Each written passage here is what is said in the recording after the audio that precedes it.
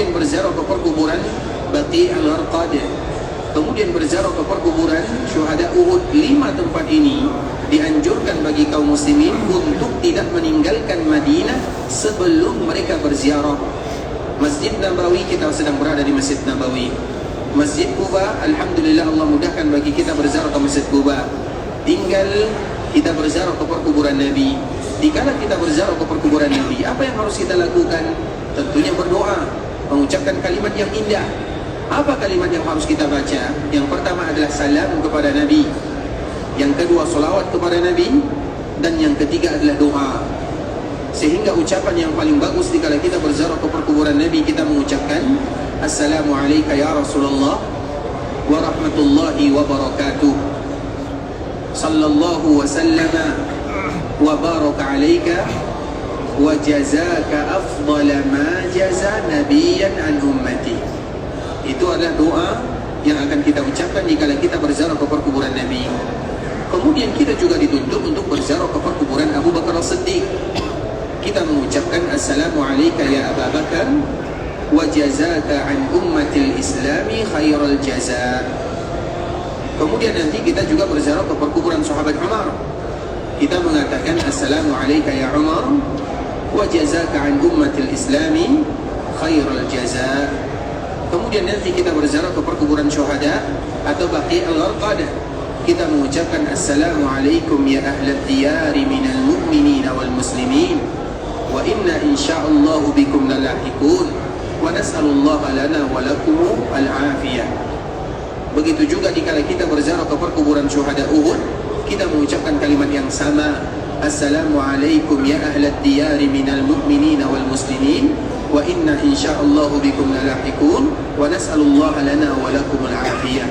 Itulah di antara beberapa doa yang mesti dihafal oleh kaum muslimin, dan yang terpenting adalah dikala mereka berziarah ke perkuburan Nabi sallallahu alaihi wasallam dan juga kedua orang sahabatnya Abu Bakar dan Umar.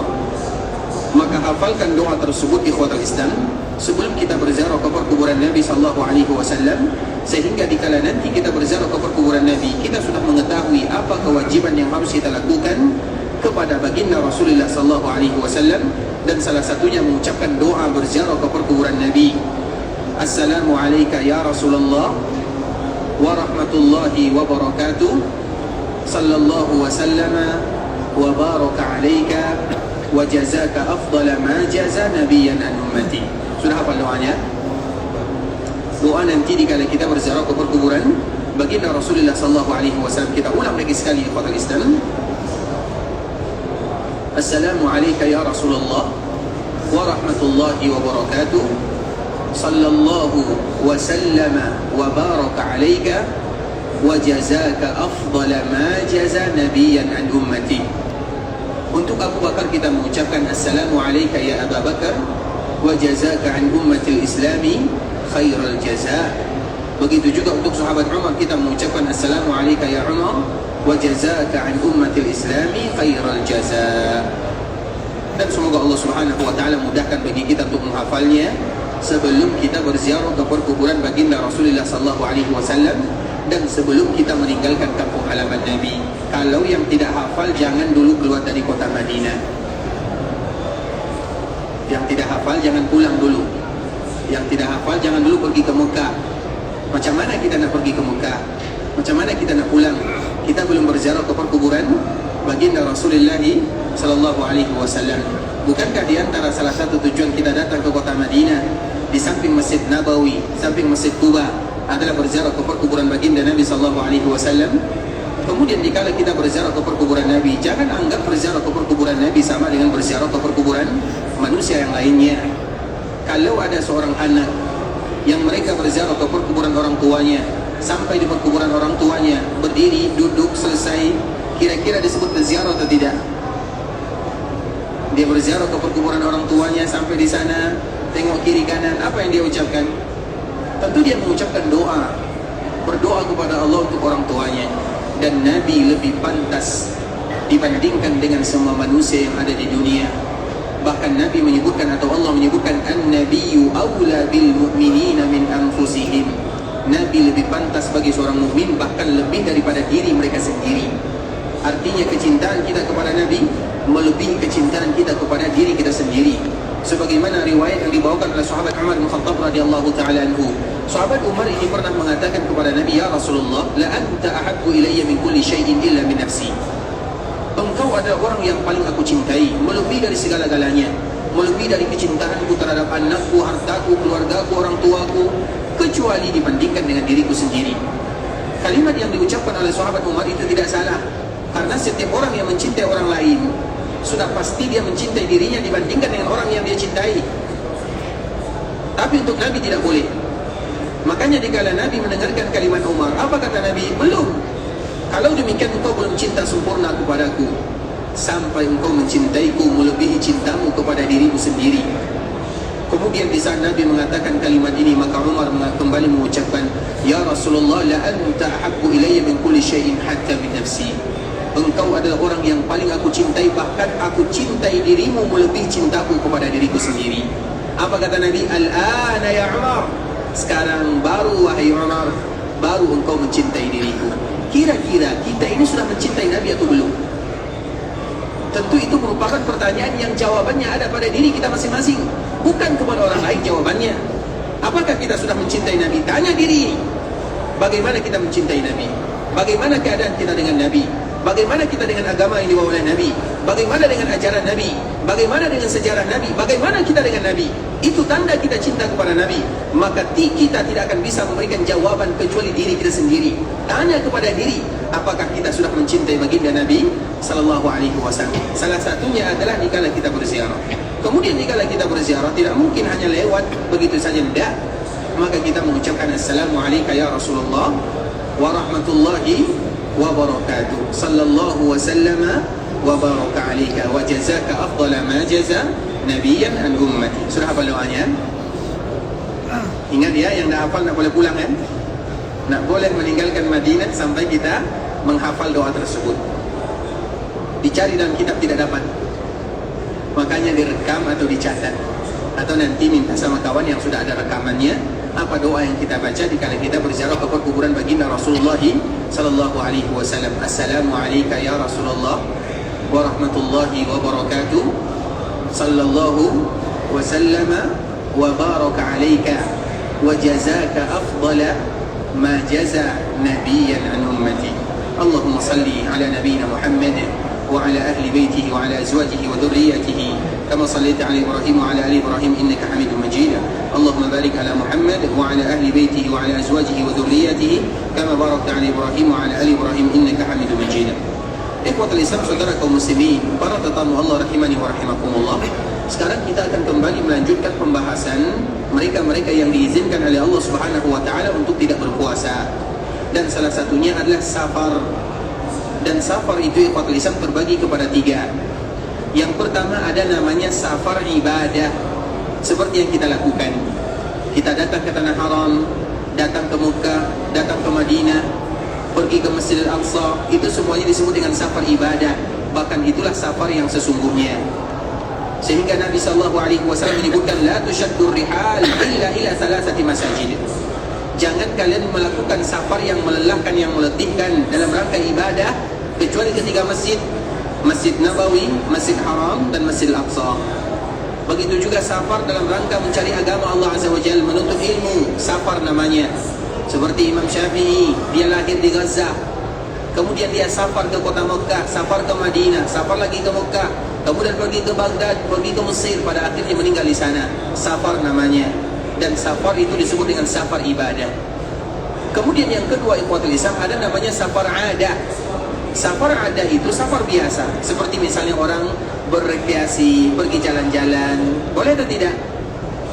Pergi jalan-jalan, pergi ke sana ke sini, boleh, bahkan dianjurkan. Qul siru fil ard fanzuru. Hendaklah kalian berjalan di dunia, di muka bumi Allah Azza wa Jalla berjalan, tapi dengan syarat lihat kekuasaan yang Allah ciptakan di dunia. Artinya semakin kita melakukan safar yang tujuannya hanya sekedar jalan-jalan, tapi akan menyebabkan kita mengenang keagungan Allah Subhanahu wa taala, dan itulah yang disebut dengan ayatul kauniyah. Ayat-ayat Allah Subhanahu wa taala, tanda keagungan Allah Azza wa Jalla. Kita lihat langit tanpa ada tiang, kemudian di atas langit masih ada langit, kemudian di atas langit ada laut.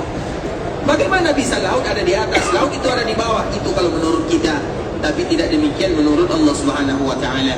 Kemudian bagaimana dengan kekuasaan Allah? Bagaimana dengan bumi yang indah? Maka itulah makna daripada firman Allah, qul siru fil ard, berjalanlah kalian permukaan bumi. Hukum asalnya adalah safar, pergi berjalan. Makanya safar untuk pergi berrekreasi, pergi berjalan ke tempat-tempat yang indah itu dianjurkan. Kalaupun tidak dianjurkan, maka hukum asalnya adalah mubah atau dibolehkan dalam agama. Kemudian yang ketiga disebut dengan safar maksiat. Safar maksiat apabila tujuannya adalah pergi melakukan sesuatu dalam rangka melakukan maksiat, maka itu disebut dengan safar maksiat namanya. Nah, sebagian para ulama ikhwatul Islam memasukkan kalau yang kita bahas itu hanya dua, yang pertama dan yang kedua, yaitu safar ibadah dan safar ada. Dua safar ini maka diberikan keringanan oleh Allah Subhanahu wa taala untuk mengambil keringanan, salah satunya adalah ibadah puasa. Makanya kalau ada orang pergi berjalan-jalan, misalnya dia dari Sumatera pergi ke Jawa, atau dari Jawa pergi ke Irian Jaya misalnya, dia tujuannya hanya untuk pergi berjalan biasa, tidak ada tujuan, maka boleh bagi dia untuk mengambil keringanan yang telah diberikan oleh Allah Subhanahu wa taala. Seperti misalnya dia berpuasa, boleh dia berbuka, tidak menjadi masalah. Ustaz, tidak ada tujuannya, hanya pergi berjalan saja, tidak menjadi masalah. Dan itu merupakan di antara keringanan yang diberikan oleh Allah Subhanahu wa taala, kecuali tujuannya adalah dalam rangka berbuat maksiat kepada Allah Subhanahu wa taala, apalagi di bulan Ramadan. Apa contohnya? Ada sebagian kaum muslimin dikala dia tidak sanggup puasa, contoh dia terlambat makan sahur.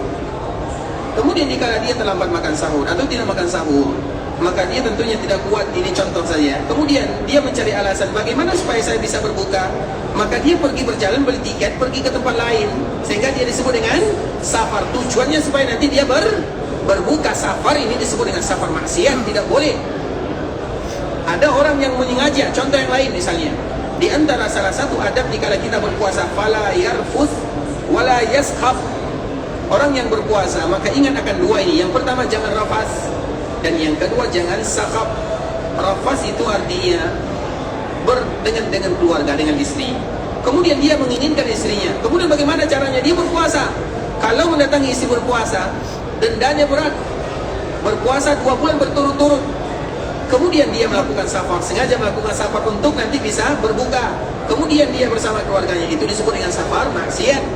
Tidak boleh bagi mereka mengambil keringanan. Sehingga sebahagian para ulama menyebutkan siapapun yang berbuka di bulan Ramadan, siapapun yang berbuka di bulan Ramadan dan dia tidak dibolehkan berbuka, maka dia dihukum dalam agama. Hukumannya adalah dia tetap menyempurnakan ibadah puasanya, tapi ibadah puasanya tidak ada nilai di sisi Allah Azza wa Jalla. Misalnya ada orang yang minum, tidak ada alasannya, hanya sekedar untuk berbuat maksiat kepada Allah, tidak mau puasa, maka orang seperti ini hukumannya tidak boleh dia lagi berbuka. Dia tetap melanjutkan puasanya, tapi puasanya tetap tidak diterima oleh Allah Subhanahu wa taala. Jelas sampai di sini? Ini sebahagian hukuman yang disebutkan oleh para ulama. Kemudian ikhwatul Islam, kita kembalikan kepada firman Allah Subhanahu wa taala, "Wa man kana maridan aw ala safar." Siapapun di antara kalian yang sakit atau safar, fa'iddatun min ayyamin ukhar, maka hendaklah mereka hitung waktu yang mereka berbuka, hitung dan ganti di waktu yang lainnya. Yuridullahu bikum nusra wa la yuridu bikum al-usra.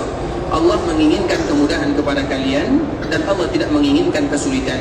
Makanya kalau seandainya kita perhatikan ayat-ayat Allah Subhanahu wa taala, Allah itu ikhwatul Islam lebih banyak memberikan kemudahan daripada kesulitan.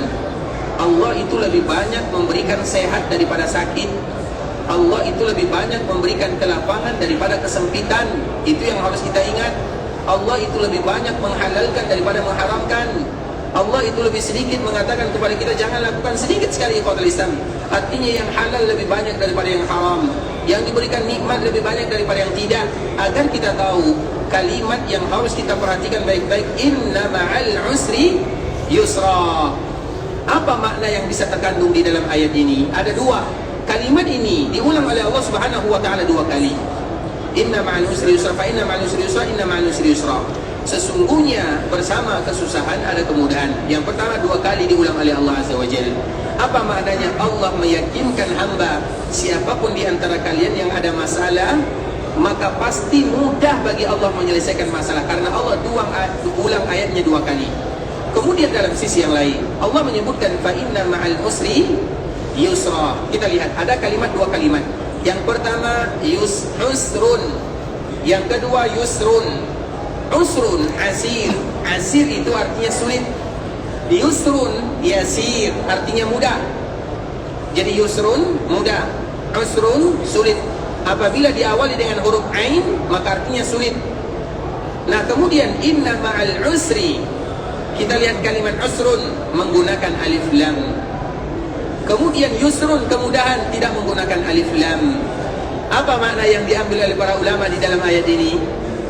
Para ulama menyebutkan ikhwatul Islam, ketika Allah berbicara tentang masalah usrun, apa arti usrun? Tadi apa kata kita usrun? Sulit. Allah menggunakan alif lam. Alif lam itu biasanya ikhwatul Islam hanya menunjukkan benda yang sedikit. Misalnya kitabun, kita gunakan alif lam. Al-kitabu artinya kitab ini, bukan kitab yang lain. Kita gunakan alif lam, al-kitabu kitab ini. Berarti bukan kitab ini, bukan kitab itu, bukan kitab yang lain. Itu kalau menggunakan alif lam. Tapi kalau kita mengatakan kitabun tanpa menggunakan alif lam, maka bisa jadi kitab ini, kitab itu, kitab sana, kitab sini, semuanya bisa. Kita kembalikan kepada firman Allah Azza wa Jalla, inna ma'al usri.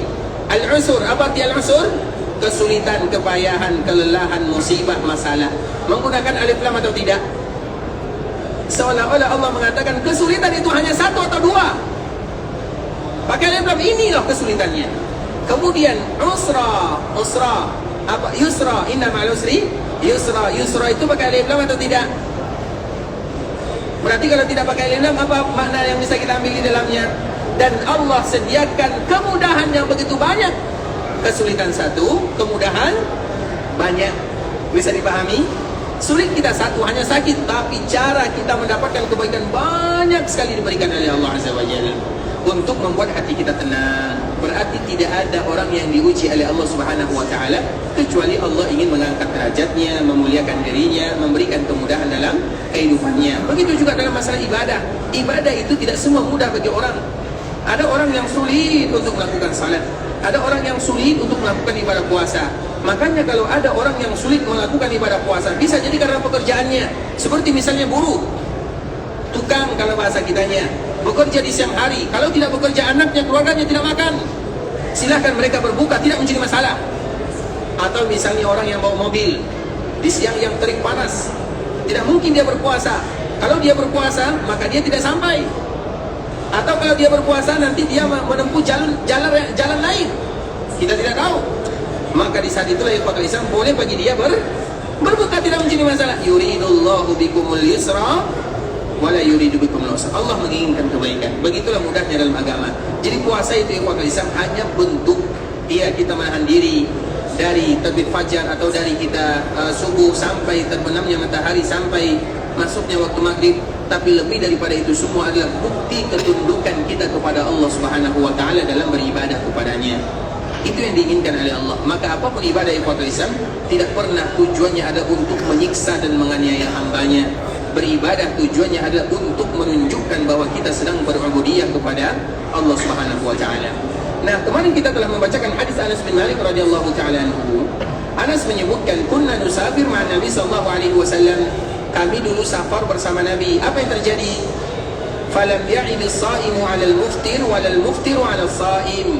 Orang yang berpuasa tidak pernah mencela orang yang berbuka, orang yang berbuka tidak juga mencela orang yang berpuasa. Artinya situasi dan kondisi dikembalikan kepada orang tersebut. Yang kuat berpuasa silakan, yang tidak kuat juga tidak menjadi masalah. Seperti misalnya nanti kita akan melaksanakan ibadah umrah, kemudian kita safar jam 10 sampai di Mekah jam 4 misalnya, jam 4 petang atau jam 4 sore misalnya. Kemudian ada di antara kita yang berbuka, tidak menjadi masalah, biarkan. Ada pula di antara kita yang misalnya berpuasa juga tidak menjadi masalah. Oh Ustaz, bukankah perjalanan kita mudah? Bukankah hanya 6 jam? Bukankah nanti kita berada dalam bis? Bukankah bisnya dingin? Allahu alam. Antara satu orang dengan orang lain berbeza hukumnya. Sehingga bagi kita yang melaksanakan umrah, kemudian dia mengatakan umrah ini kalau saya berbuka, maka saya hilang keutamaan puasa. Yang lain mengatakan kalau saya berpuasa, saya tidak kuat nanti dalam melaksanakan ibadah umrah, saya ingin kuat berdoa kepada Allah. Maka itu dikembalikan kepada dirinya sendiri. Yang berbuka silakan, yang berpuasa juga tidak menjadi masalah. Jelas sampai di sini ya. Dan karena memang status kita semuanya sedang safar, Apalagi safar kita itu adalah safar ibadah, safar umrah, yang mana Nabi menyebutkan orang yang umrah di bulan Ramadan sama dengan keutamaan yang melaksanakan ibadah haji. Di dalam riwayat yang lain disebutkan orang yang umrah di bulan Ramadan sama dengan orang yang berhaji bersama Nabi SAW. Semoga keutamaan tersebut kita dapatkan. Tapi artinya ikhwatul Islam, apa hubungannya dengan ibadah puasa? Silakan bebas. Misalnya kita tidak sanggup berpuasa, bahkan misalnya kalau ada di antara kita yang tinggal di Mekah 2 hari, kemudian dia tidak sanggup berpuasa, dia statusnya sedang musafir. Kalau dia berbuka juga tidak menjadi masalah. Kenapa demikian Ustaz? Berpuasa, saya masih bisa melakukan di kampung halaman, tapi saya ingin tawaf berkali-kali. Tawaf hanya satu, di Mekah saja, tidak boleh di tempat yang lain. Di tempat yang lain, dimanapun di dunia tidak ada yang namanya tawaf. Di kuburan kan namanya, di rumah kan namanya, di tempat orang meninggal kan namanya, tidak ada istilah tawaf. Tawaf 7 kali, putaran itu hanya dilakukan di Ka'bah Al-Musyarrafah. Dan dia mengatakan, kalau seandainya saya berpuasa, saya tidak bisa tawaf, dan saya ingin tawaf sunat berkali-kali, maka silahkan bagi dia berbuka. Karena tawaf hanya di Mekah, sedangkan berpuasa bisa dia ganti di kampung halamannya, tidak menjadi masalah. Tapi kalau seandainya dia berpuasa, memperbanyak tawaf dan ibadah, bagus juga, tidak menjadi masalah. Artinya itu dikembalikan kepada orang. Dan kita tidak boleh mengatakan yang berpuasa lebih mulia daripada yang tidak berpuasa, atau yang tidak berpuasa lebih mulia daripada yang berpuasa. Tidak. Karena nanti kalau seandainya apabila ada orang beribadah namun mengazab dirinya, maka itu dosa namanya, tidak jadi mendapat pahala. Nanti akan kita sebutkan hadis-hadis Nabi SAW. Baik ikhwatul Islam, sekarang kita kembalikan kepada hadis yang dibawakan oleh Imam Muslim dari sahabat Abu Sa'id Al-Khudri radhiyallahu ta'ala anhu. Beliau menyebutkan, yarawna anna man wajada quwwatan fasama fa inna dzalika hasan. Siapapun di antara mereka yang sedang safar kemudian melihat dirinya kuat, maka silakan dia berpuasa, fa dzalika hasan, dan itu yang terbaik untuknya. Wa yarawna anna man wajada dha'fan fa afṭara fa inna dzalika hasan. Ada lagi orang yang safar, kemudian dia melihat dirinya lemah dalam bersafar, maka dia berbuka, fa dzalika hasan, maka itu yang terbaik untuk dirinya. Artinya orang yang berpuasa, dia melihat kekuatan pada dirinya, maka puasalah yang terbaik. Kalau ada orang yang berbuka karena dia melihat melemah dirinya, maka berbukalah yang terbaik untuknya. Begitu juga ikhwatul Islam, di dalam hadis yang dikeluarkan oleh Imam Abu Dawud dari Hamzah bin Amr al-Aslami, ya Rasulullah, wahai Rasulullah, inni sahibu dhahrin u'alijuhu usafir alaih. Dia menyebutkan bagaimana perjalanannya, bagaimana pekerjaannya berat. Kalau kita kiaskan orang yang selalu pergi, tidak menetap, pekerjaannya tidak menetap. Ada orang yang bekerja tidak menetap. Ada sebagian orang bekerja ikhwatul Islam, dia ada kursinya, ada tempat duduknya, tidak terlalu sulit bagi dia bekerja. Ada orang bekerja harus dengan kesulitan yang tinggi, seolah-olah pertanyaannya seperti itu. Kemudian apa kata sahabat ini? Wa innahu rubbama sadafani hadha syahr, yakni Ramadan.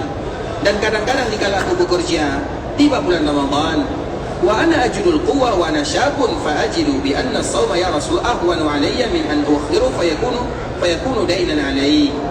Ya Rasulullah, aku menganggap aku lebih bagus berpuasa, karena nanti kalau tidak berpuasa aku takut nanti gagal di dalam menggantinya. Karena mengganti Ramadan itu ikhwatul Islam tidak semudah yang dibayangkan. Mengganti puasa Ramadan itu wajib dan juga sulit dilakukan. Maka dia bertanya, ya Rasulullah, bagaimana keadaanku? Apakah aku harus puasa atau bagaimana? Maka Nabi mengatakan, ayya dzalika syi'ta ya Hamzah. Apa jawaban Nabi SAW? Terserah kamu wahai Hamzah.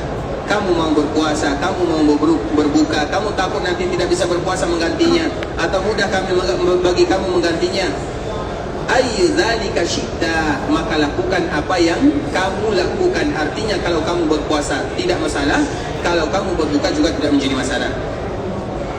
Kemudian begitu juga ikhwatul Islam, di dalam hadis yang lain, sebagaimana hadis Jabir bin Abdullah radhiyallahu ta'ala anhu, anna Nabi sallallahu alaihi wasallam kharaja ila Makkah amul Fath. Ini merupakan kisah yang sangat luar biasa, karena ada dua kejadian yang dihadapi oleh kaum muslimin, dan itu sama-sama terjadi di bulan Ramadan. Yang pertama ikhwatul Islam, ada namanya Ghazwatul Badar, yaitu perang Badar. Dan perang Badar itu ada dua. Yang pertama perang Badar yang terjadi pada tahun kedua Hijriah, dan yang kedua perang Badar yang terjadi setelah perang Uhud, juga disebut dengan Badar namanya. Tapi Badar yang pertama terjadi peperangan di dalamnya, Badar yang kedua tidak terjadi peperangan di dalamnya. Dan itu juga ada, maka disebut dengan Badar yang kedua. Nah, yang masyhur bagi kita bersama adalah Badar yang pertama, yaitu perang Badar, yang mana Badar itu dari Madinah jaraknya kurang lebih 150 kilo. Berarti kalau kita berjalan berapa hari kira-kira? 3 hari kurang lebih kita berjalan, 2 sampai 3 hari, karena jaraknya 150 kilo. Dan perang Badar itu ikhwatul Islam adalah perang yang diabadikan oleh Allah Subhanahu wa taala dalam Al-Qur'an, yang mana kondisi kaum muslimin sangat sulit. Mengapa demikian? Karena kaum muslimin dalam perang Badar mereka tidak ingin berperang. Ini poin yang harus selalu kita ingatkan kepada kaum muslimin. Bukan berarti Nabi tiba-tiba dari Madinah langsung pergi ke Badar menghadapi musuh orang-orang Quraisy. Nah, tidak demikian ceritanya. Nabi dikala keluar dari Madinah, kita sebutkan Madinah ini. Madinah dulu di zaman Nabi seluas pembangunan Masjid Nabawi ini. Ini Madinah di zaman Nabi. Nabi keluar dari sini tujuannya hanya untuk menghalangi kafilah dagang. Karena para pedagang yang berasal dari Syam, orang Mekah itu biasanya ahli dalam berdagang. Orang Madinah ahli dalam berkebun. Biasanya ikhwatul Islam, orang Mekah itu mereka berdagang dan mengutus kafilah. Yang tidak berangkat maka mereka akan meletakkan sahamnya. Maka itu disebut dengan syarikah. Dan itu keahliannya adalah orang-orang Mekah Al-Mukarramah. Di musim panas mereka pergi ke Syam. Di musim dingin mereka pergi ke Yaman. Maka Allah menyebutkan li'ilafi Quraisy ilafihim rihlatash syita'i was-said. Ingat bagaimana kejadian yang terjadi kepada orang-orang Quraisy dikala mereka melakukan rihlah safar asy-syita'i was-said. Syita musim dingin, as-said musim panas. Kemudian orang kalau pergi ke Syam dari Mekah pasti melewati kota Madinah. Jadi siapapun yang melakukan perdagangan dari Mekah, seperti misalnya ayah Nabi. Ayah Nabi, siapa nama ayah Nabi? Abdullah. Ayah Nabi itu meninggal di mana? Di Madinah. Kenapa meninggal di Madinah? Karena safar. Safarnya kemana? Ke Syam. Kemudian ingin pulang ke Mekah, singgah di Madinah. Dikala singgah di Madinah sakit dan meninggal di Madinah. Pada akhirnya Nabi dan ibunya Aminah datang ke kota Madinah dikala Nabi berumur 6 tahun dalam rangka menjenguk perkuburan ayahnya di Madinah. Bukan hanya ayah Nabi yang meninggal di Madinah, kakeknya ayah Nabi juga meninggal di Madinah atau juga meninggal. Dan selalu kita menyebutkan ikhwatul Islam, neneknya ayah Nabi, berarti kalau neneknya ayah Nabi berarti bagi Nabi apa hubungannya? Nenek ayah Nabi berarti bagi Nabi siapa? Nabi panggil nenek ayahnya ini siapa? Buyut ya. Misalnya bagi kita punya nenek, kita panggil nenek. Kemudian di atas nenek lagi biasanya kita panggil siapa? Buyut, seperti itu panggilannya. Kita panggil buyut ya, buyut. Nah, buyutnya Nabi, yang perempuan buyutnya Nabi itu adalah orang Madinah, namanya Salma. Jadi Salma ini melahirkan anak. Suami Salma ini namanya Hashim. Hashim itu adalah ayahnya Syaibah. Syaibah itu adalah nama lain daripada Abdul Muttalib. Abdul Muttalib anaknya Abdullah. Abdullah lahir darinya Muhammad. Hafal sampai di sini silsilahnya? Berarti di Madinah siapa tadi yang ada? Salma. Salma itu siapa? Istrinya Hashim. Hashim itu siapa? Hashim siapa? Ayahnya Abdul Muttalib. Abdul Muttalib siapa namanya? Syaibah. Syaibah itu siapa? Ayahnya Abdullah. Abdullah siapa? Ayahnya Nabi Muhammad sallallahu alaihi wasallam. Baik kepada Islam. Sehingga siapapun, makanya Nabi, keluarga Nabi, dikala mereka berada di Madinah biasa, karena memang buyut Nabi ada di sini, orang sini. Bahkan Abdul Muttalib yang kita kenal pemimpin Mekah itu lahirnya di Madinah. Namanya Syaibah. Sampai di Mekah disebut dengan Abdul Muttalib. Nanti kalau ada waktu kita menyebutkan kenapa disebut dengan Abdul Muttalib. Terlepas daripada itu semua yang kepada Islam, jadi Nabi ada keluarganya di Madinah. Makanya keluarga yang terbaik di Madinah adalah keluarga Nabi sallallahu alaihi wasallam. Sehingga keluarga yang paling banyak, keluarga Nabi yang paling banyak di mana kira-kira? Keluarga dan keturunan yang paling banyak di mana? Keluarga Nabi dan keturunan Nabi. Di mana kira-kira? Di Madinah. Bisa dipahami? Kenapa pula keluarga Nabi, keturunan Nabi, cucu Nabi lebih banyak di luar daripada di Madinah? Lebih banyak di Madinah. Hanya saja keluarga Nabi, keturunan Nabi yang ada di Madinah, mereka silent semuanya. Diam-diam saja. Karena yang membezakan kita antara satu dengan yang lainnya adalah iman dan takwa. Sehingga selalu kita mengangkat sebuah cerita yang dibawa oleh Al-Asma'i. Ceritanya dia Al-Asma'i, dia sedang pergi ke Ka'bah Al-Musharrafah, sedang tawaf. Kemudian dia melihat ada orang yang memegang sitir Ka'bah. Karena dulu di antara adabnya, mereka kalau berdoa, mereka memegang sitirnya. Sitir itu kiswa Ka'bah. Jadi sitir Ka'bah, sitir itu artinya penghalang. Kalau nama populernya kiswa Ka'bah, dipegangnya kiswa Ka'bah. Kemudian dia menangis. Al-Asma'i mendengarkan, ini siapa kira-kira yang menangis? Karena dulu orang tawaf tidak banyak kan, tidak terlalu banyak. Kemudian dilihat, ya siapa yang menangis ini? Menangis, matanya ditutup, mukanya ditutup, menangis dan tutup mukanya. Makanya itulah gunanya bagi orang yang pakai yang pakai selendang itu, samiri kalau bahasa kitanya, pakai simak ini, supaya nanti kalau menangis mudah ya, bisa ditutup seperti ini. Bisa dipahami? Nggak usah menangis depannya kamera. Nah, itulah itu, nangis untuk siapa? Jangan menangis di depan kamera, tapi menangis untuk Allah Subhanahu wa taala. Itulah gunanya yang pakai selendang itu, jangan hanya digantungkan di leher, ditutup di kepala, berdoa kepada Allah, tutup muka. Sehingga urusan kita hanya dengan Allah Subhanahu wa taala. Baik. Itu sekedar usulan ya. Mumpung kan semiri banyak di sini kan? Biasanya semiri di mana letakkan? Di selendang kan? Di selendang. Jadikan di kepala. Tutup dikala kita berdoa, maka menangislah merengek di hadapan Rabbul Izzati wal Jalalah. Semakin kita menangis, semakin kita khusyuk, itu adalah pertanda doa dikabulkan oleh Allah Subhanahu wa taala. Semoga Allah kabulkan doa kita bersama. Tapi pada Islam, kembali kepada orang ini, Al-Asma'i ini, dia melihat orang di kiswah di Ka'bah Al-Musharrafah menangis. Apa doanya? Wahai Zat yang Maha menolong orang yang sedang berada dalam kesulitan.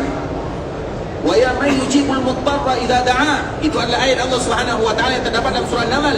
Wahai Zat yang memberikan pertolongan kepada hamba-hamba yang sulit. Maka itu merupakan di antara awal mukadimah dalam berdoa. Maka baca doa ini ikhwatul Islam. Wahai Zat yang membantu hambanya di kala mereka berada dalam keadaan sulit. Kemudian baru sebutkan sifatnya, aku sedang berada di dalam kesulitan. Itu adalah bentuk pujian kepada Allah Azza wa Jalla dalam berdoa.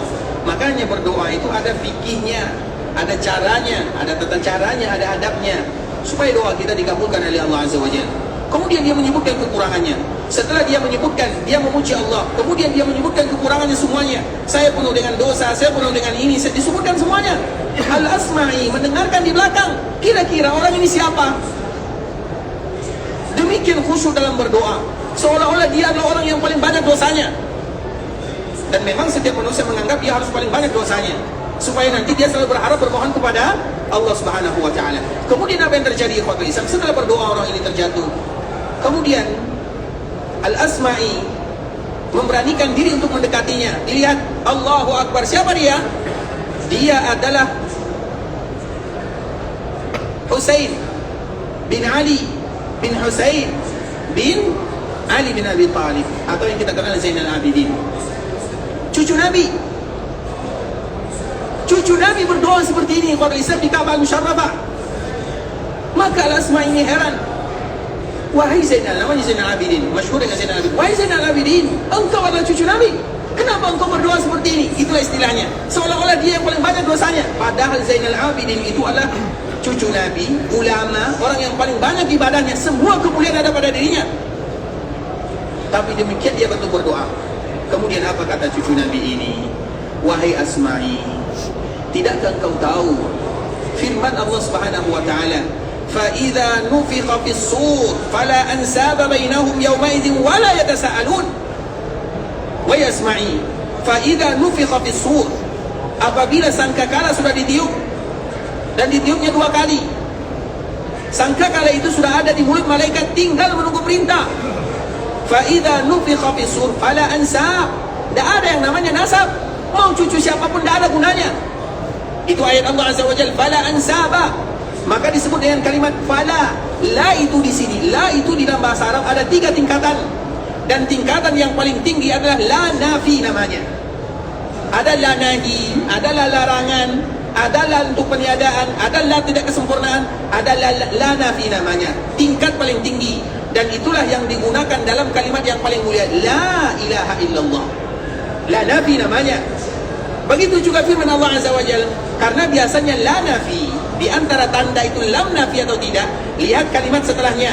Apabila berbaris fathah, maka itu la nafi. Makanya kita baca la ilaha La ilaha, bukan la ilahu, tapi la ilaha karena tanda la. Fala ansaba, karena setelah lam itu harus baris fathah. Itu kaidah dalam bahasa Arab. Maka disebut dengan la nabi. Maka dia menyebutkan fala ansaba, tidak ada nasab, padahal dia cucu Nabi, jelas cucu Nabinya, dan dekat jaraknya dari Nabi. Dia kalau bahasa kitanya cici Nabi, langsung cici Nabi, cucu Nabi Hasan, Hussein, kemudian Ali. Dia cicinya Nabi SAW. Cuma dua jaraknya dengan Nabi. Kemudian ikhwatul Islam, dia menyebutkan fa idza nufikha fis suri fala ansaba bainahum yawma idzin wala yatasaalun. Kalau sangkakala sudah ditiup, tidak ada yang namanya nasab, dan mereka tidak boleh saling berbicara. Tutup mulut semuanya. Yang berbicara dihukum oleh Allah Azza wa Jalla, dan tidak akan pernah bisa berbicara. Itu cucu Nabi. Dan itulah diantara sifat cucu Nabi. Cucu Nabi itu adalah orang yang paling menyembunyikan diri dan identitasnya. Karena mereka nanti kalau melakukan kesalahan, orang akan mencontoh kesalahannya. Bisa dipahami? Jangankan jadi cucu Nabi, jadi cucu ustaz saja berat kan? Misalnya ada cucu, ini cucu ustaz, ini cucu petani, sama-sama melakukan, sama-sama sekolah di pondok. Kemudian yang satu, kedua-duanya sama-sama merokok. Yang dipukul yang mana itu? Cucu ustaz. Kamu kan, kakek kamu kan ustaz, jadi dipukul sama gurunya. Apalagi jadi cucu Nabi. Tidak ringan di Islam. Mulia dalam satu sisi, berat dalam satu sisi. Mulia karena darahnya, nasabnya sampai kepada Nabi. Berat tanggung jawabnya. Makanya cucu Nabi yang paling banyak di mana? Di Madinah. Tapi rata-rata mereka silent semuanya. Karena takut kalau seandainya mereka melakukan kesalahan, maka bisa jadi orang menghina Nabi gara-gara kita, gara-gara dia. Kamu kan cucu Nabi, apa urusannya dengan Nabi? Itu cucu Nabi, bukan Nabi. Bisa dipahami? Kalau dia melakukan kesalahan, dikhawatirkan ada kalimat Nabi di dalamnya. Kamu kan cucu Nabi. Kalimat ini ikhwatul Islam adalah kalimat yang kita tidak menghargai baginda Rasulullah SAW. Apalagi dijadikan jualan dan dagangan. Maka mereka nanti akan berhadapan bersama baginda Rasulullah SAW. Nabi harus kita muliakan, kita jaga, kita hormati, kita junjung tinggi. Sehingga cucu Nabi itu harus, mereka lah yang pertama kali harus menjunjung tinggi baginda Nabi SAW. Bukan berdusta atas nama Nabi, bukan menjual Nabi, bukan dengan kalimat yang lainnya.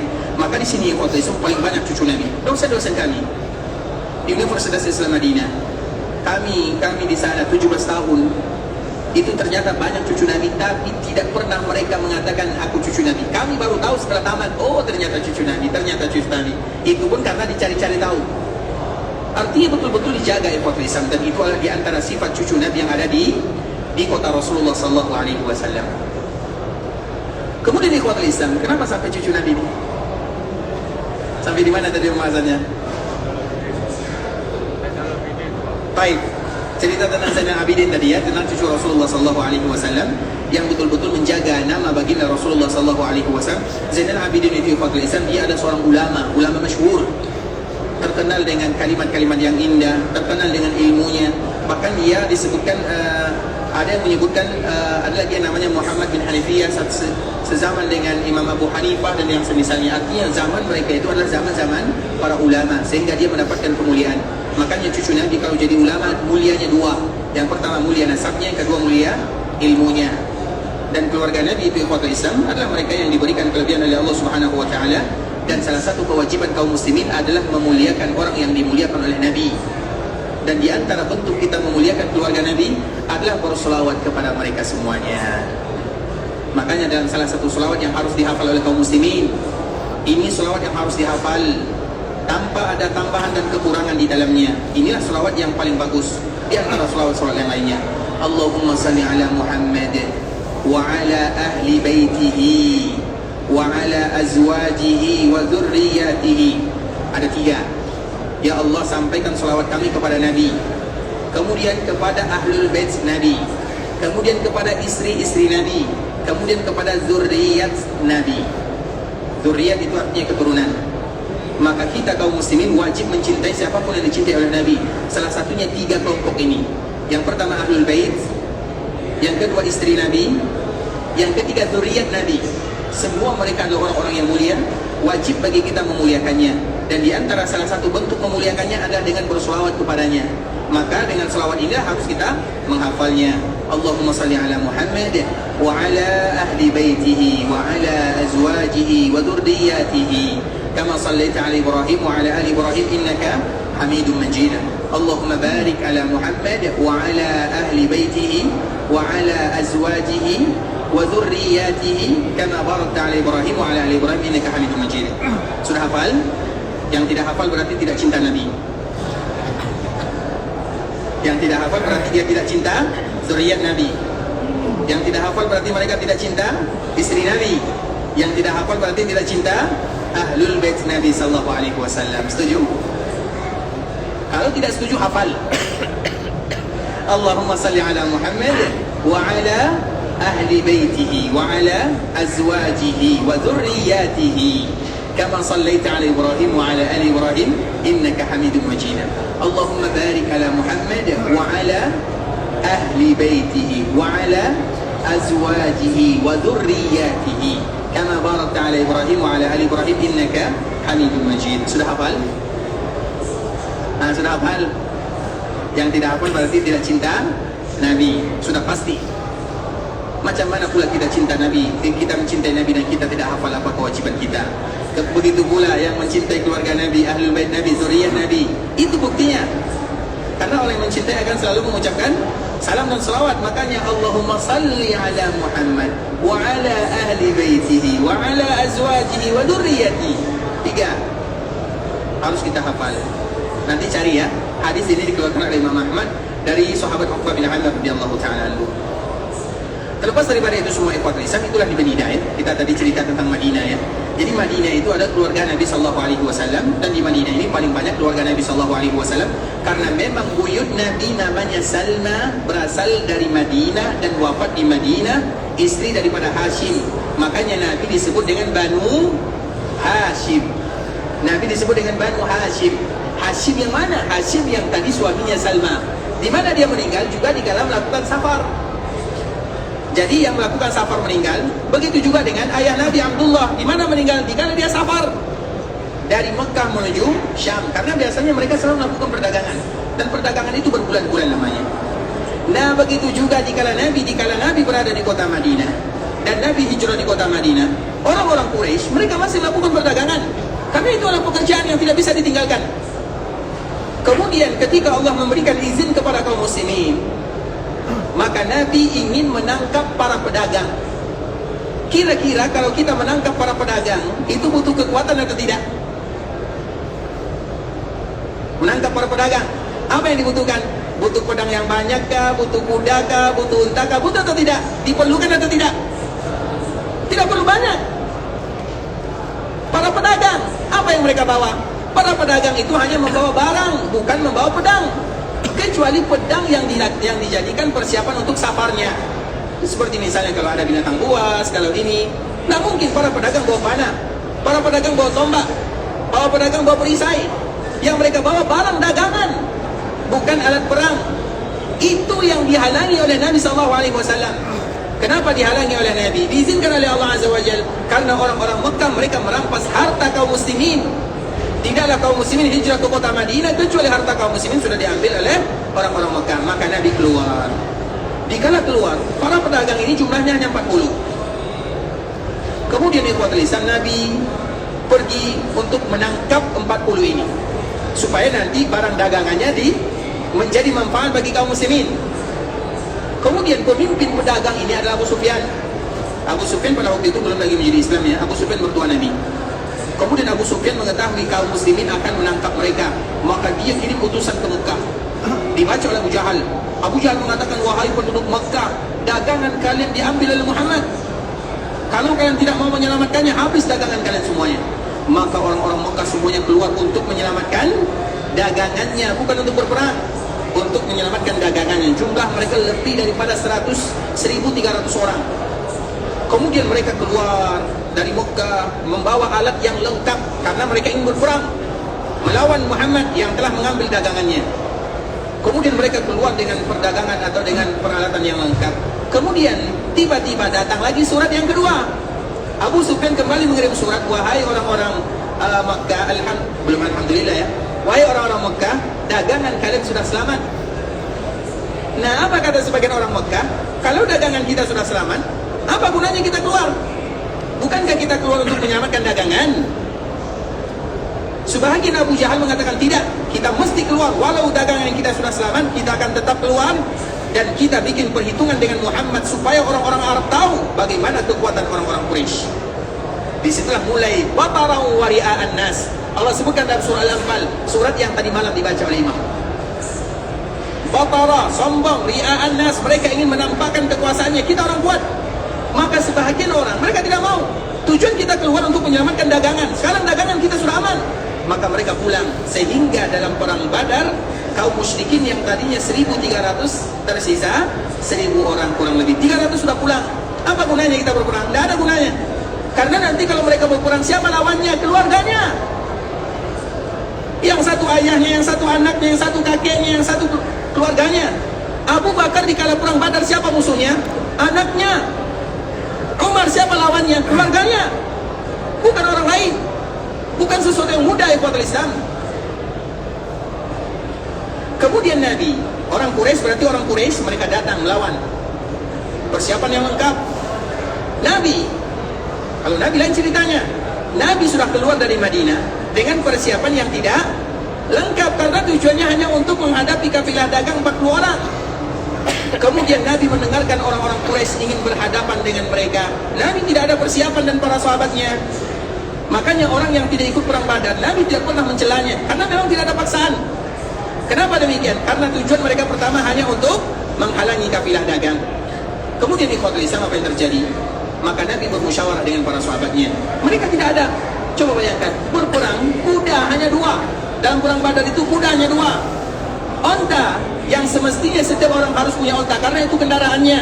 Kalau nanti mereka berjalan kaki, lelah, hilang tenaganya, kalah. Onta itu hanya 70. Jumlah kaum muslimin 313, 319, sehingga terpaksa kaum muslimin berjalan kaki. Nabi juga berjalan, bukan hanya kaum muslimin. Jadi satu onta untuk 3 orang. Begitu juga dengan onta Nabi, bergantian. Yang satu naik, yang lain 2 orang jalan. Kemudian gantian lagi naik, yang 2 orang lagi jalan. Begitulah seterusnya sampai di Badar. Makanya Allah mengatakan, laqad nasarakumullahu bi Badrin wa antum adillah. Wahai kaum muslimin, tidakkah kalian ingat ketika Allah memberikan pertolongan kepada kalian di kala terjadi perang Badar dan kalian dalam keadaan terhina? Apa makna terhina? Tidak ada persiapannya. Kemudian di kala terjadi perang Islam atau sebelum terjadi perang Badar ini, maka Nabi bermusyawarah. Kemudian Nabi bercerita, rasanya tidak sempurna kalau kita tidak melengkapkan cerita perang Badar ini ya. Tapi kalau dilengkapkan waktu habis, maka kita cukupkan dulu sampai di sini. Insyaallah esok kita sambung ya. Bagi yang masih mau mendengarkan, jangan pulang dulu. Baik, barakallahu fiikum ikhwatul Islam. Nanti insyaallah akan kita sambung tentang masalah perang Badar ini. Barakallahu fiikum ikhwatul Islam, karena waktu juga yang memisahkan kita. Kita cukupkan dulu sampai di sini. Yang benar dari Allah Subhanahu wa taala, yang benar dari Allah, yang salah dari kami, dan kami mohon dimaafkan kalau ada kata-kata yang salah, kalimat-kalimat yang kurang tepat, bahasa-bahasa yang kurang bagus, kami mohon dimaafkan. Dan kita baca dulu satu pertanyaannya, sedikit mungkin 2 menit atau 3 menit. Bagaimana tata cara Nabi SAW melakukan i'tikaf di bulan Ramadan? Sebelum kami menjawab pertanyaan ini, ikhwatul Islam, ingat di antara salah satu kewajiban kita kepada Nabi adalah mengucapkan salam dan salawat. Di antara kewajiban kita kepada Nabi adalah mengucapkan salam dan salawat. Dan di antara salah satu bentuk orang yang pelit adalah orang yang tidak mau mengucapkan salam dan salawat, atau mereka yang mempersingkat salam dan salawat. Makanya kalimat salawat jangan pernah dipersingkat, baik dalam bahasa Arab atau dalam bahasa Indonesia. Jangan pernah tulis Nabi Muhammad itu disingkat namanya SAW kalau bahasa kitanya. Sallallahu alaihi wasallam itu diantara bentuk kita kurang beradab kepada baginda Rasulullah sallallahu alaihi wasallam. Karena itu termasuk orang yang bakhil. Ini mohon maaf ya, sedikit masukan saja untuk kami dan untuk kita bersama. Siapapun yang menulis kalimat Muhammad, jangan pernah ditulis kalimat SAW di belakangnya. Tulis sallallahu alaihi wasallam. Tulisan dengan lisan sama pahalanya. Maka sebagaimana lisan kita tidak boleh kikir, tulisan kita juga tidak boleh kikir. Tapi ikhwatul Islam, di antara pertanyaannya, bagaimana Nabi beriktikaf di bulan Ramadan? Nabi beriktikaf di bulan Ramadan ikhwatul Islam 3. Yang pertama, Nabi beriktikaf 10 malam terakhir. Nabi juga pernah beriktikaf 20 malam terakhir. Nabi juga beriktikaf di bulan Ramadan. Dan iktikaf yang dilakukan oleh Nabi SAW adalah iktikaf yang sempurna. Apa makna iktikaf yang sempurna? Artinya Nabi betul-betul tidak keluar dan mengencangkan ikat pinggangnya. Apa makna mengencangkan ikat pinggang? Betul-betul Nabi tidak keluar dari masjid. Maka bagi kita yang beriktikaf, carilah masjid jami'. Orang yang beriktikaf cari masjid jami'. Apa itu masjid jami'? Masjid yang lebih luas, masjid yang ada sholat Jumat di dalamnya, dan masjid yang kita tidak perlu ke tandas jauh-jauh. Maka disebut dengan masjid jami'. Maka kalau kita beriktikaf, bagusnya di masjid jami' yang ada Jumat di dalamnya. Karena nanti kalau kita beriktikaf di musalla, boleh tidak beriktikaf di musalla? Boleh atau tidak? Siapa mengatakan boleh, angkat tangan, tanggung jawab. Siapa? Kami tidak mengatakan salah ya, boleh, pertanyaannya boleh atau tidak? Beriktikaf di musalla. Musalla itu ikhwatul Islam di dalam bahasa Arab juga dinamakan dengan masjid. Musalla itu juga dinamakan dengan masjid selama dilakukan sholat 5 waktu. Sehingga kalau kita masuk musalla berarti ada sholatnya atau tidak? Sholat apa namanya? Tahiyatul musalla. Tetap tahiyatul masjid, karena namanya adalah masjid, walau kita namakan dengan nama yang lain selama ada sholat 5 waktu di dalamnya, walau tidak ada sholat Jumat. Nah, beriktikaf di musalla atau di surau kalau bahasa kitanya, atau di masjid yang tidak ada sholat Jumat kalau bahasa agamanya, silahkan, tidak menjadi masalah, tapi kurang keutamaannya. Kenapa demikian? Karena nanti harus kita mencari sholat Jumat. Berarti kalau kita sholat Jumat berarti kita akan keluar, kurang kesempurnaan iktikaf. Bisa dipahami? Berarti boleh tidak kita beriktikaf di surau? Boleh atau tidak? Boleh, tapi tidak sempurna. Dan itu bukan iktikaf baginda Nabi yang mulia. Iktikaf separuh namanya. Dan kita di bulan Ramadan usahakan iktikaf yang sempurna bagi kita yang diberikan kekuatan oleh Allah. Artinya jangan kita keluar dari masjid. Makanya cari masjid yang agak luas, sehingga kita tidak bosan di dalamnya. Makanya siapa yang bosan di masjid, iktikaf di Masjid Nabawi, yang bosan iktikaf di masjid-masjid yang besar. Kenapa? Karena bebaslah. Tapi karena di antara salah satu sifat manusia adalah bosan. Itu sifat kita bersama, kita tidak bisa menghindarinya. Nah, Nabi SAW beriktikaf di Masjid Nabawi dan Nabi tidak keluar. Nabi SAW tidak keluar. Nah, kalau Nabi sudah beriktikaf, Nabi tidak lagi bertemu dengan keluarganya kecuali lewat jendela saja. Misalnya bercerita di pintu. Makanya nanti kalau misalnya ada di antara kita beriktikaf, kemudian dia di teras masjid, datang keluarganya mengantarkan makanan, tidak menjadi masalah, bercerita dengan keluarganya, anak-anaknya, sebagaimana yang dilakukan oleh baginda Rasulullah SAW. Itu adalah jawaban singkat tentang masalah iktikafnya baginda Rasulullah SAW. Dan semoga Allah mudahkan bagi kita untuk beriktikaf di bulan Ramadan. Kalaupun kita tidak bisa beriktikaf penuh, maka paling tidak kita beriktikaf separuhnya. Setiap kali kita masuk masjid, maka niatkan untuk beriktikaf. Kita duduk di sini dari asar, duduk di sini setelah kita pengajian ini, setelah kita kuliah. Jarang di antara kita mau keluar. Kita akan duduk, baca Quran, berdoa, menunggu berbuka, iktikaf, niatkan lagi. Kemudian setelah maghrib ada juga di antara kita nanggung keluar. Isya, setelah Isya tarawih, niatkan iktikaf. Setiap kali masuk masjid, niatkan iktikaf. Itu juga iktikaf umum namanya. Niatkan semuanya dan Allah akan berikan pahala sesuai dengan usaha kita. Ikhwatul Islam, saudara kaum muslimin, para tamu Allah rahimani wa rahimakumullah. Kita berharap kepada Allah Subhanahu wa taala agar Allah ampunkan dosa kita bersama, agar Allah ampunkan dosa keluarga kita, saudara-saudari kita dan seluruh kaum muslimin. Kita berharap kepada Allah, siapapun di antara kita yang sakit, semoga Allah Subhanahu wa taala memberikan kesembuhan kepadanya. Ya Allah, berikan kepada kami yang susah, berikan kepada kami kelapangan. Saudara-saudara kami yang mendapat musibah, berikan kepada mereka kelonggaran. Bagi mereka yang sakit, berikan kesembuhan. Bagi mereka yang berhutang, berikan kepada mereka kelapangan dan perlunasan. Bagi saudara kita yang meninggal, semoga Allah Subhanahu wa taala ampunkan dosa-dosanya, melapangkan perkuburannya. Kalau ada di antara kita yang ingin pergi ke Mekah untuk beribadah, semoga Allah Subhanahu wa taala menerima semua amal ibadahnya. Allah kabulkan doa dan permintaannya. Dijadikan umrah yang mereka lakukan adalah umrah yang bernilai haji bersama Nabi sallallahu alaihi wasallam, umrah yang mabrurah wa sa'yan mashkura wa dhanban maghfura. Kalau ada di antara kita yang ingin pulang ke kampung halamannya, semoga dimudahkan perjalanannya, dilancarkan urusannya. diberikan kesempatan, keberkahan kepada keluarga yang ditinggalkan. Semoga Allah memberikan keikhlasan dalam setiap amal ibadah, istiqamah dalam agama, dan Allah tutup usia kita dalam keadaan husnul khatimah. Amin amin ya rabbal alamin. Kita tutup dengan doa kafaratul majlis. Subhanakallahumma bihamdika asyhadu an la ilaha illa anta astaghfiruka wa atubu ilaik. Wa sallallahu wa sallim ala nabiyyina wa habibina wa khalilina wa sayyidina Muhammadin wa ala alihi wa sahbihi wa sallam tasliman katsira. Assalamualaikum warahmatullahi wabarakatuh.